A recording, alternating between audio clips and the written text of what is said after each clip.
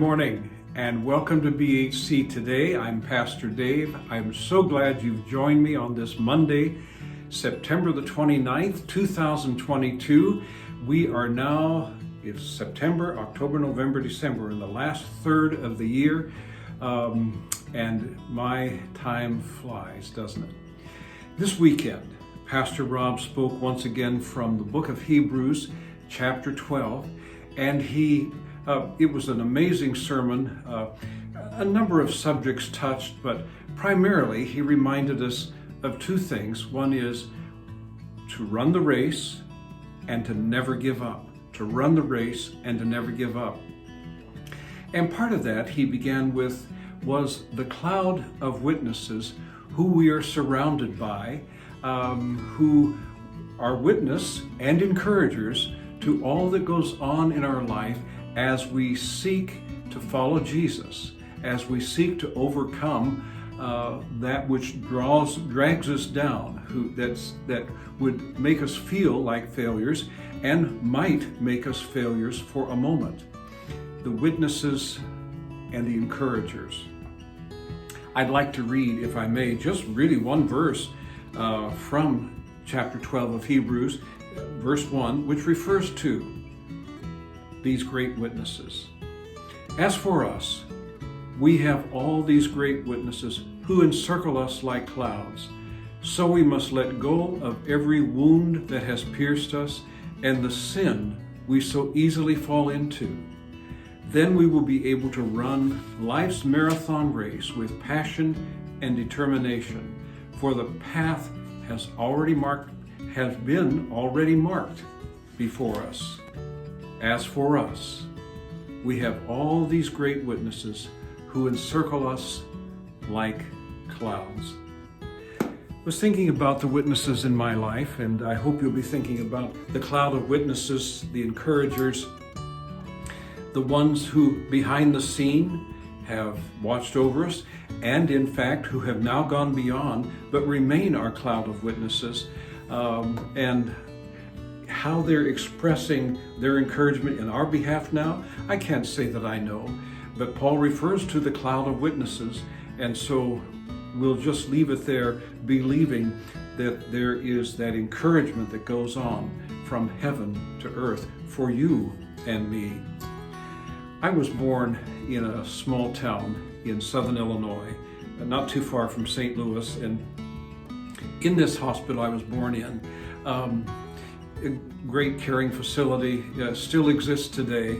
But when I was born, I had a problem in that I could not breathe. Now here I was, a fairly big baby, natural childbirth, but some reason I was turning blue and no breath. I was fortunate to have an aunt, Aunt Carmen, who was a nurse on staff, and she was there at the time of my birth. She and her husband, like my mom and dad, were attending Greenville College then, and anyway, she attended at my birth, and here I was, her nephew, first nephew, I think, and couldn't breathe. And the nurses that were attending with her said, well, the mother's fine. It looks like he's just not going to make it. My aunt made the decision that she was going to go after them. She said something like this. She said, this baby is 9 pounds, 6 ounces and healthy every way.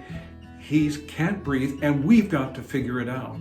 She persuaded the doctor to stick his finger down my throat and pull out a bunch of gunk, whatever it was, but to somehow get it out of my throat, out of my breathing air, my passageway, and lo and behold, here I am today, breathing very well, and very thankful for that witness in my life, Aunt Carmen, who interceded for me with the doctor, with the nurses, would not give up because of what she saw was evidence of my overall good health, and here I am 3 years later, witness to that.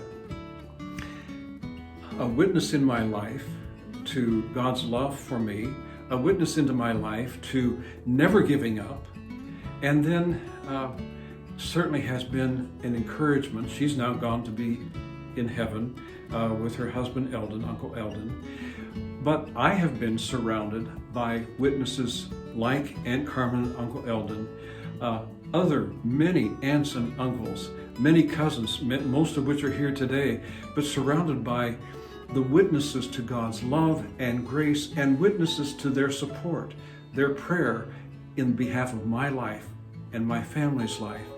And then when I consider all that have gone on before me to their heavenly home, and how they're engaging in what their engagement is right now in being the surrounding witnesses to the life on planet Earth, to my family and I, to my cousins and all of our relatives, I have no idea, except I have this sense that there's this encouragement before the Father, praying, pleading, asking for the generosity of the Spirit to be imparted to our lives.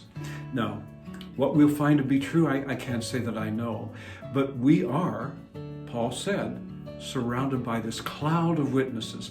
Both have gone beyond and present today. Who is that witness in your life?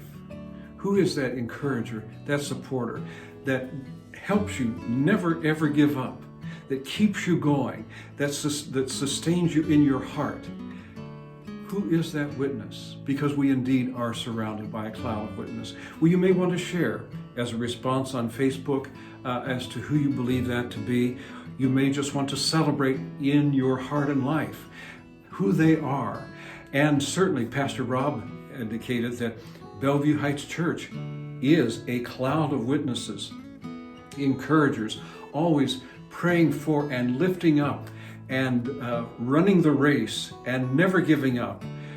We're surrounded by those folks here, and it is good. So we give thanks to God. I give thanks to God for you, and pray that this day you'll have this great sense of being surrounded by a cloud of witnesses that lift you up, that pray for you.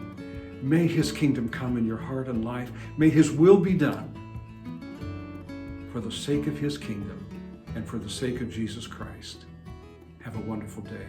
God bless you.